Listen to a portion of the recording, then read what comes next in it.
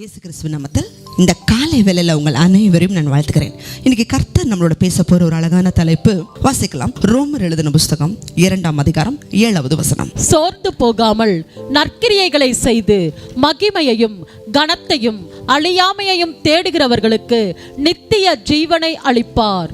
அதாவது ஆண்டவரை தேடும் பொழுது தேவன் நிச்சயமாகவே நித்திய ஜீவனை கொடுப்பார் என்ற வசனத்தை வாசிச்சோம். தேவஜனமே, இந்த மனசோர்வை இவ்வளவு முக்கியமா நம்ம பார்க்கணுமா அப்படின்னா, ஒரு மனுஷனுடைய சரீரத்துல ஒரு பலவீனம் வந்தா, ஒரு வியாதி வந்தா கூட அவர்களால் வேலை செய்து விட முடியும்.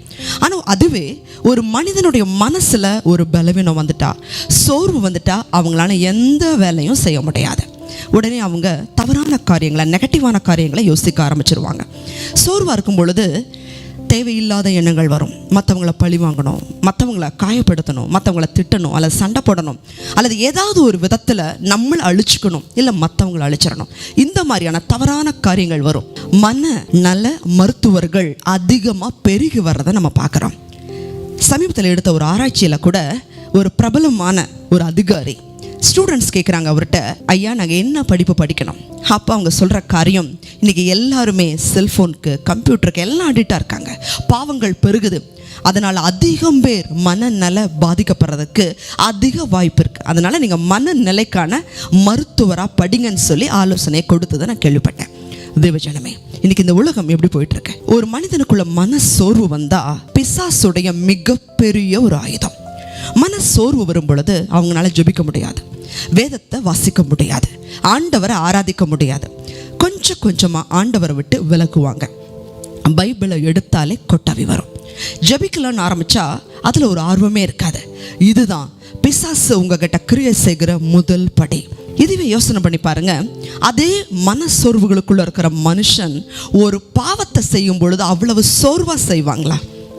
அந்த மதுபானம் குடிக்கிற நபர்களை நீங்கள் பாருங்கள். மதுபானத்தை பாட்டிலில் ஊற்றி கொஞ்சம் கொஞ்சமாக, நான் மனசு சோர்வாக இருக்கேன், நான் கொஞ்சம் கொஞ்சமாக குடிக்கிறேனே, என்னால் குடிக்க முடியலன்னு யாராவது நீங்கள் பார்த்துருக்கீங்களா? இல்லை. போதைகளை எடுத்துக்கொள்கிறவங்க மனசு சோர்வாக இருக்குங்க, கொஞ்சம் கொஞ்சமாக நான் எடுத்துக்கிறேன் சொல்ல மாட்டாங்க.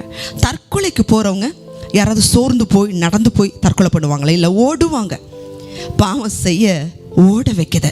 ஆனால் ஜெபிக்கவோ ஆண்டவரை தேடவோ நமக்குள்ள சோர்வுன்னு சொல்கிறோம். அந்த சோர்வு மிகப்பெரிய ஒரு ஆபத்து. நீங்கள் சோர்வுலேருந்து வெளியில் வரணும், நன்மைகள் செய்யணும், அந்த சோர்ந்து போகாமல் உங்களுடைய விசுவாசத்தை காத்துக்கொள்ளணும். அதுக்கு என்ன வழி?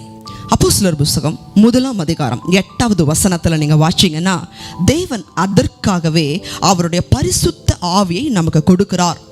இந்த பரிசுத்த ஆவி நம்மளிடத்துல வரும்பொழுது நடக்கிற காரியம் வாசிங்க. பரிசுத்த ஆவி உங்களிடத்தில் வரும்பொழுது நீங்கள் பலனடைந்த, பரிசுத்த ஆவி உங்களிடத்துல வந்த உடனே ஆண்டவர் கொடுக்கிற முதல் காரியம், நீங்கள் பலனடைவீர்கள். இதுல ஆவியில, ஆத்துமாவில், சரீரத்தில் தேவன் கொடுக்கிறது பலத்தின் ஆவியை கொடுக்கிறார்.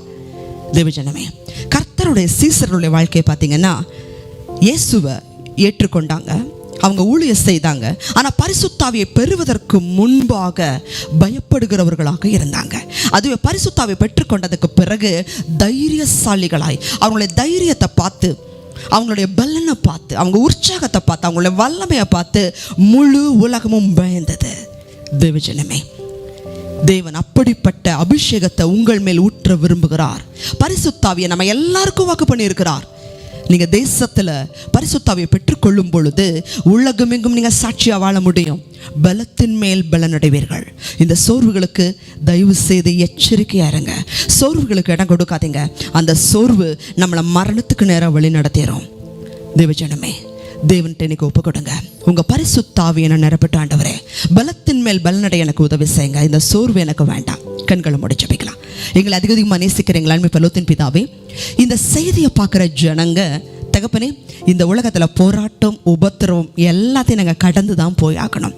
ஆனால் அந்த உபத்திரவத்தை பார்த்து பயந்து போய் தவறான காரியங்களை யோசிக்காம, அவிசுவாசமான காரியங்களை யோசிக்காம, பயப்படாம உங்ககிட்ட வரும் பொழுது தேவனுடைய பலனத்தின் ஆவிய, பரிசுத்த ஆவிய அளவில்லாம ஊற்றும் பொழுது தேவன் அவர்களை பலவான்களாய் மாத்துறீங்கப்பா. தகப்பனே, இந்த செய்தியை பார்க்குற ஜனங்க எந்த சோர்வு இருந்தாலும் சரி, தேவாவியானவரை வந்து சோர்வை எடுத்து போட்டு அவங்கள பலப்படுத்துங்கப்பா, நிலைநிறுத்துங்க. இயேசுவின் நாமத்தில் ஜெபிக்கிறோம் நல்ல பிதாவே, ஆமென். இயேசுவின் நாமத்தினால உங்கள் சோர்வுகள் மாறட்டும். ஜெபிங்க, பரிசுத்த ஆவியை பெற்றுக்கொள்ளுங்க. நீங்களும் ஒரு வெற்றியுள்ள வாழ்க்கையை வாழ முடியும். ஆமென். God bless you.